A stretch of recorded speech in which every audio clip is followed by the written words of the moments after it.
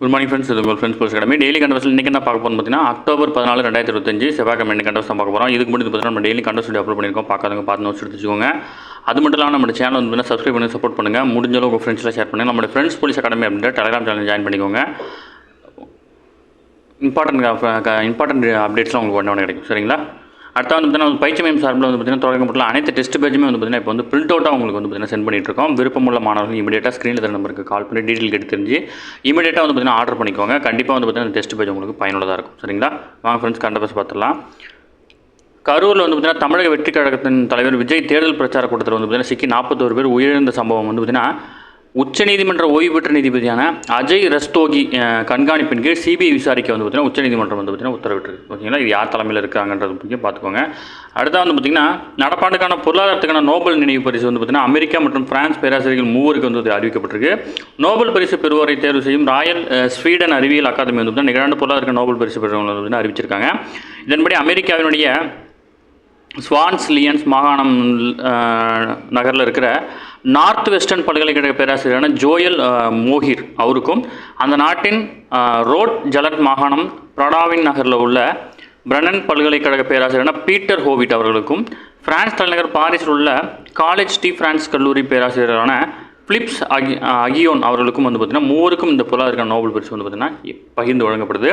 Nobel பரிசு உருவாக காரணமாக இருந்த ஸ்வீடனுடைய ஆல்பர்ட் நோபல் நினைவாக பொருளாதார நோபல் பரிசு வந்து பார்த்தீங்கன்னா வழங்கப்படுது.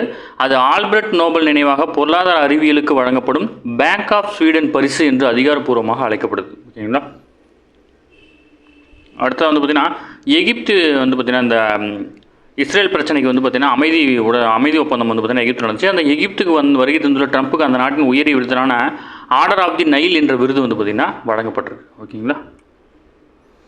திருநங்கைகளுக்கு வந்து பார்த்தீங்கன்னா பாதுகாப்பான வாழ்விடங்கள் வந்து பார்த்தீங்கன்னா முதல்வர் திறந்து வச்சுருக்காரு. அரண் இல்லம். ஓகேங்களா? இது வந்து பார்த்தீங்கன்னா திருநங்கை, அதாவது 3ஆம் பாலினத்தவர்களுக்கான ஒரு பாதுகாப்பான இடம். ஓகேங்களா? ஒரு ஹாஸ்டல் மாதிரி, இதை ஞாபகம் வச்சுக்கோங்க. அடுத்தது திண்டிவனம் மற்றும் தேனியில் வந்து பார்த்தீங்கன்னா மெகா உணவு பூங்கா வந்து பார்த்தீங்கன்னா முதல்வர் திறந்து வச்சிருக்காரு. தமிழகத்தில் உணவுசார் உற்பத்தி நிறுவனங்களை ஊக்குவிக்கும் நோக்கில் வந்து பார்த்தீங்கன்னா திண்டிவனம், தேனி ஆகிய இடங்களில் மெகா உணவு பூங்காவை வந்து பார்த்தீங்கன்னா தமிழக அரசு வந்து பார்த்தீங்கன்னா உருவாக்குறாங்க. இதில் திண்டிவனத்தில் 120 கோடியில் அமையப்பட்டிருக்குது. தேனி மாவட்டம் தப்புக்குண்டு மற்றும் பூமலைக்குண்டு ஆகிய கிராமங்கள் உள்ளடக்கிய பகுதியிலும் ஒரு உணவு பூங்கா வந்து பார்த்தீங்கன்னா அமைக்க இருக்கிறாங்க. ஓகேங்களா? அடுத்தது அரிய வகை கனிமங்களை கொண்டுள்ள உலக நாடுகள் பட்டியலில் இந்தியா வந்து பார்த்தீங்கன்னா 5வது இடத்துல இருக்குது. ஓகேங்களா? இருந்தபோதும் இந்தியா வந்து பார்த்தீங்கன்னா உள்நாட்டு தேவைக்கு 95% வந்து இறக்குமதியை மட்டுமே சார்ந்து இருக்கிறது. அது முக்கியமானது.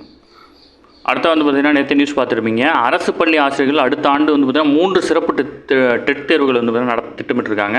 இதில் வந்து பார்த்தீங்கன்னா பள்ளிகளில் 1 முதல் 8ஆம் வகுப்பு வரை கற்பிக்கும் ஆசிரியர்கள் தொடர்ந்து பணியில் அல்லது பதவி உயர்வு பெற வந்து ஆசிரியர் தகுதி கட்டாயம். அதே வேளையில் ஓய்வு பெறுவதை அடைய 5 ஆண்டுகள் மட்டுமே உள்ள ஆசிரியர்களை அவங்க மட்டும் பணியில் தொடரலாம். அதுக்கு கீழே இருக்கிற எல்லாருமே வந்து பார்த்தீங்கன்னா டெட் தேர்வு தேர்ச்சி பெறணும் அப்படின்னு சொல்லிட்டாங்க.